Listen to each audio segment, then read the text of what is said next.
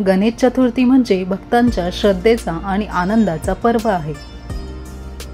गणपती बाप्पा आणि मोदक हे एकमेकांचे अतूट भाग आहेत। गणेश चतुर्थीच्या दिवशी बाप्पाच्या पूजेतील मोदकांचा आनंद घेत गणपती बाप्पाच्या आशीर्वादाने सुखी आणि समृद्ध जीवनाची आपण कामना करतो। गणपती बाप्पाचं अन्न म्हणून मोदक अत्यंत प्रिय आहे। म्हणूनच आज आपण खास गणेश चतुर्थीच्या निमित्ताने बनवणार आहोत स्वादिष्ट असे पौष्टिक मोदक, ज्यासाठी कोणतेही पीठ आणि उकड करावी लागणार नाही आणि हे मोदक फक्त 10 मिनिटात आणि कमी साहित्यामध्ये होतात। यावेळी गणेशोत्सव अतिशय खास करण्यासाठी पेढ्यासारखे मऊसूत आणि चवीलाही खमंग खुसखुशीत लागणारे हे मोदक करण्यासाठी तुम्ही हा व्हिडिओ शेवटपर्यंत नक्की पहा। नमस्कार, माझ्या चॅनलवर तुमच्या सगळ्यांचं मनपूर्वक स्वागत। गणेश चतुर्थीच्या तुम्हाला सगळ्यांना हार्दिक शुभेच्छा। रेसिपीला सुरुवात करण्याआधी मी तुम्हाला सगळ्यांना एक रिक्वेस्ट करते, अजून माझ्या चॅनलला तुम्ही सबस्क्राइब केलं नसेल तर प्लीज सबस्क्राइब करा आणि शेजारीच बेल आयकॉनचं बटन असेल तर तेही प्रेस करा, जेणेकरून माझ्या नवीन व्हिडिओचे नोटिफिकेशन तुम्हाला मिळत जाते। चला तर मग रेसिपीला सुरुवात करूया। इथे मी एका पॅन मध्ये थोडंसं तूप टाकून हे ड्रायफ्रुट्स भाजून घेणार आहे।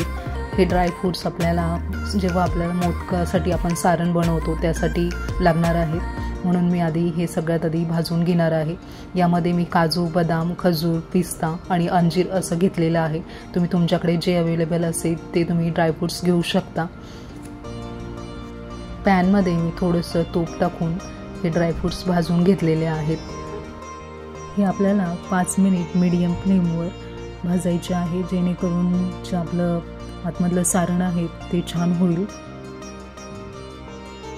हे आपलं असं व्यवस्थित भाजून झाल्यानंतर आपल्याला हे थंड होण्यासाठी ठेवायचं आहे आणि मग नंतर थंड झाल्यावर आपण याची बारीक पावडर करून घेणार आहोत मिक्सरमध्ये।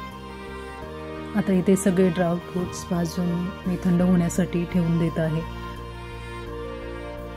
नंतर पॅनमध्ये आपल्याला आपल्या गरजेनुसार आपण किती मोदक करणार आहोत त्यानुसार रवा भाजण्यासाठी तूप घ्यायचं आहे।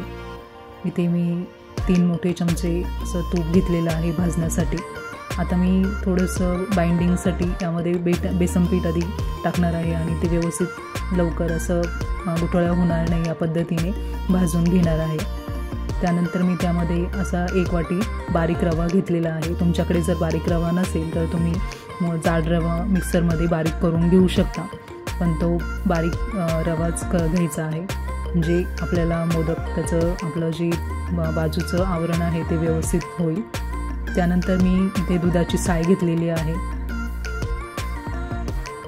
दुधाच्या साईसोबत मी 4 मोठे चमचे दूधही घेतलेलं होतं आणि आता इथे मी दूध पावडर टाकणार आहे, कारण मी यामध्ये साखर वापरणार नाही आहे। दूध पावडरमध्ये थोडासा गोडवा असतोच, त्यामुळे साखर टाकण्याची गरज नाही। दूध पावडरमुळे छान वासही येतो आणि बाइंडिंगसाठी व्यवस्थित हे होतं, म्हणून मी इथे दूध पावडर घेतलेली आहे।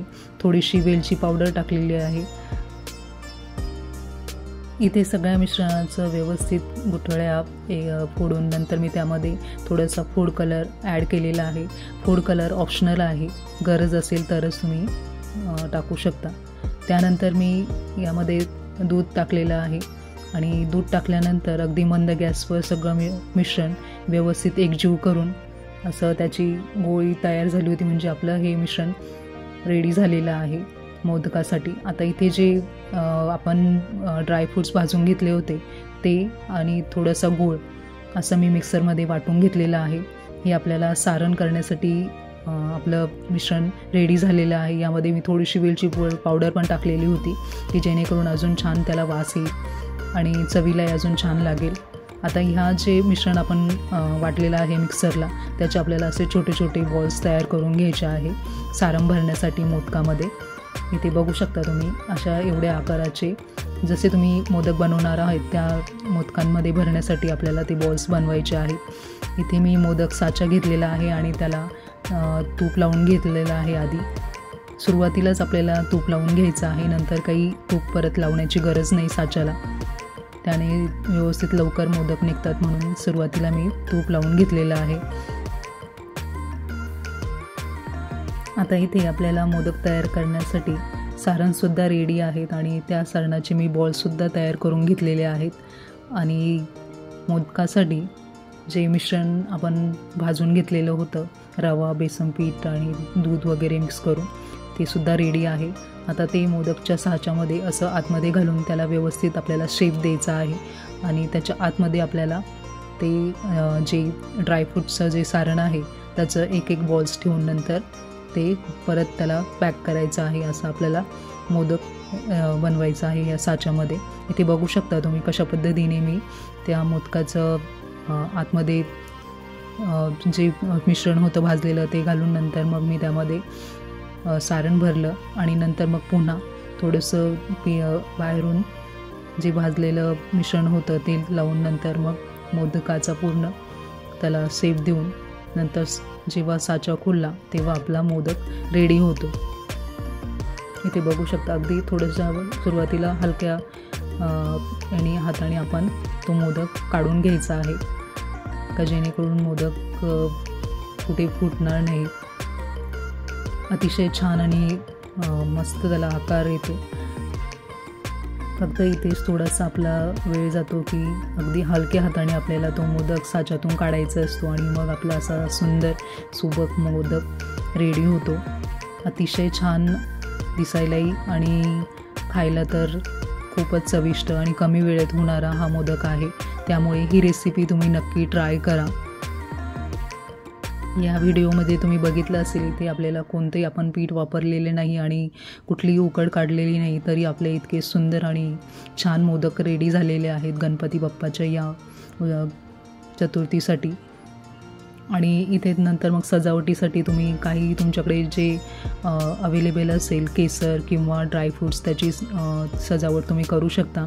इथे मी पिस्ता आणि नंतर मग मोदकांसाठी सजावट केलेली आहे। असा पिस्ता मी लावून त्याला हे केलं होतं सजावट। आता इथे मी तुम्हाला मोदक आपला कापूनसुद्धा दाखवते, त्याच्या आतमधलं सारण आणि मोदक किती सुंदर दिसतो इथे। इथे बघू शकता तुम्ही त्याचं आतमधलं सारणसुद्धा अगदी परफेक्ट झालेलं आहे आणि त्याचं आकारसुद्धा खूपच छान दिसतो इथे। असा आपला पेड्यासारखा मऊ मोदक रेडी आहे। गणेश चतुर्थीच्या तुम्हाला सगळ्यांना हार्दिक शुभेच्छा। गणेश चतुर्थीच्या दिवशी बनवा हे स्वादिष्ट मोदक आणि गणेश चतुर्थीला या खास पदार्थाचा आनंद घ्या। हा व्हिडिओ आवडला असेल तर प्लीज एक लाईक नक्कीच करा, सबस्क्राईब करायला विसरू नका आणि जास्तीत जास्त शेअर करा। चला तर मग भेटूया अशाच एका नवीन रेसिपीमध्ये। व्हिडिओ शेवटपर्यंत पाहिला त्याबद्दल धन्यवाद।